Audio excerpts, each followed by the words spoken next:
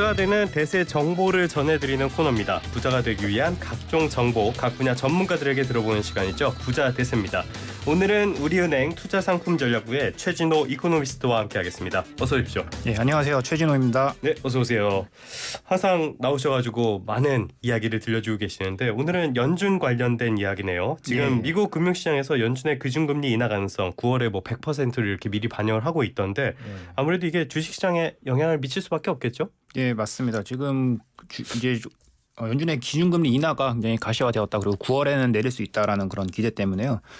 주가 같은 경우도 뭐 연초 대비 계속해서 상승 흐름을 뭐 유지는 하고 있고요. 그리고 또한 특히나 이제 채권 시장 같은 경우에는 미국이나 한국 둘 다 마찬가지로 주요 국고채 금리가 초단기 금리 기준금리에 비해서 굉장히 다 낮은 수준으로 유지가 되고 있습니다.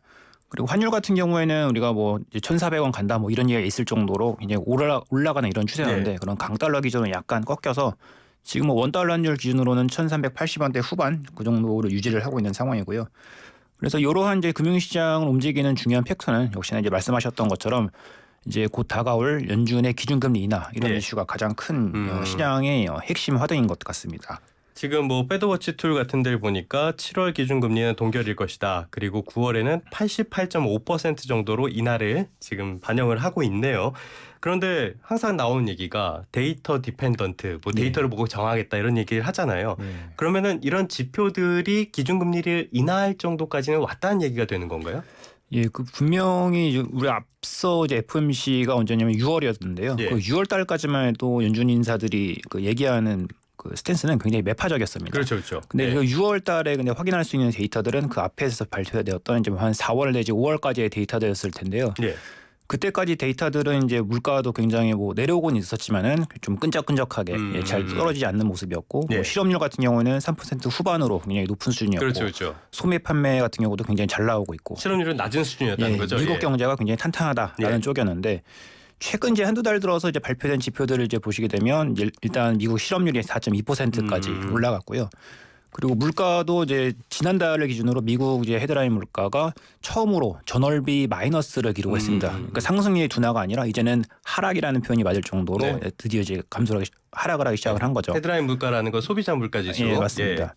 그러면서 이제 소매 판매도 약간 횡보하는 그런 모습을 보였고요. 그러니까 이 세 가지 지표를 이제 조합을 해보게 되면 결국 이제 미국 고용 시장이 조금 안 좋아지면서 사람들이 돈을 안 쓰니까 물가도 많이 올라가지 않고 소비도 줄었다라는 이제 그런 그림이 그려지는 거거든요. 그래서 이러한 모습들을 보고 이제 연준 위원들이 드디어 이제 그 금리 인하할 수 있는 그런 환경에 조금 더 가까워졌다라는 이제 그런 스탠스를 이제 취하고 있는 것이죠. 그러니까 전반적으로 봤을 때는 과열됐던 경기가 조금씩 가라앉기 시작했다.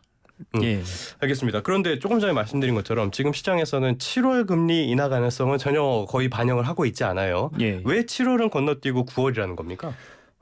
연준 위원들이나 이제 한국은행 금통위원들 뭐 어느 국가나 마찬가지인데요. 그 통화 정책을 집행하시는 그런 주요 인사들의 발언을 좀 보시게 되면은 어떤 이제 특정적 상황을 딱 집어서 이렇게 할 거다라고 이렇게 굉장히 명시적으로 말을 하지는 않습니다. 그렇죠. 통화 정책이라는 것이 이제 금융시장의 모든 근간이라고 볼 수가 있는데요. 그게 어떤 방향성을 흔들려 버리게 되면은 시장의 기대가 굉장히 한쪽으로 쏠리기 때문에 그러거든요. 그래서 굉장히 조건적인 그런 화법을 좀 많이 쓰시는 편인데요. 특히나 이제 연준 위원들이 잘 쓰는 그런 표현들을 이제 보시게 되면은 물가가 내려오는 것은 이제 긍정적이긴 한데 물가가 안정되고 있다는 더 많은 증거를 보기를 원한다. 그래서 더 많은 증거라고 욕심도 얘기하거든요. 그러니까 여기서 말하는 더 많은 증거라는 것이 경제 지표가 이제 한두 달 정도 바뀌는 그런 것을 얘기하는 것은 아니고 적어도 이제 추세적으로 안정되었다라고 하는 이제 추세를 확인할 수 있는 그런 데이터들을 말하는 것이고요. 이 9월 FOMC 정도라면은 이제 그 사이에 발표되는 7월, 8월 데이터들 이런 것들을 확인할 수가 있기 때문에 아마 이제 그런 지표들을 보고 결정하겠다. 즉 이제 데이터 디펜던트를 좀 더 강하게 가져갈 수 있겠다라는 그런 이제 시간적인 계산이 이제 깔려 있는 셈이죠. 근데 말씀하신 것처럼 그렇다면 9월 가기 전에 7, 8월 지표들까지 다 보겠다. 그러면 7, 8월 지표가 만약에 기대에 어긋나거나 예상과 다르게 나온다. 그랬을 때는 뭐 이 금리 인하 경로 자체가 바뀌는 거 아닙니까 그러면? 예, 맞습니다. 그런 상황도 배제할 수가 없는 거죠. 우리가 물론 이제 미래를 어떻게 보느냐라는 것은 이제 확정적으로 이제 알 수가 없기는 하지만 그래도 지금까지 나온 이제 데이터를 보시게 되면은 그래도 어느 정도 이제 추세를 형성할 수 있는 그런 증거들이 조금씩 많이 모아지고 있습니다. 그렇기 때문에 앞으로 나오는 데이터들이 이제 크게 이변만 있지 않는다면 분명히 이제 기준금리 인하를 지지하는 쪽으로 나올 것 같긴 한데요. 근데 이제 다만 여기서 이제 주의하셔야 될 점은 뭐냐면은 이 글로벌 금융시장이라는 것은 항상 방향성이 맞더라도 이 글로벌 자금들이 굉장히 쏠려다니는 그렇죠, 속도가 그렇죠. 과도하게 예. 다니는 이제 그런 특성이 있다라는 것입니다. 그래서 좀 쉽게 좀 설명을 드려보면 게 되면요.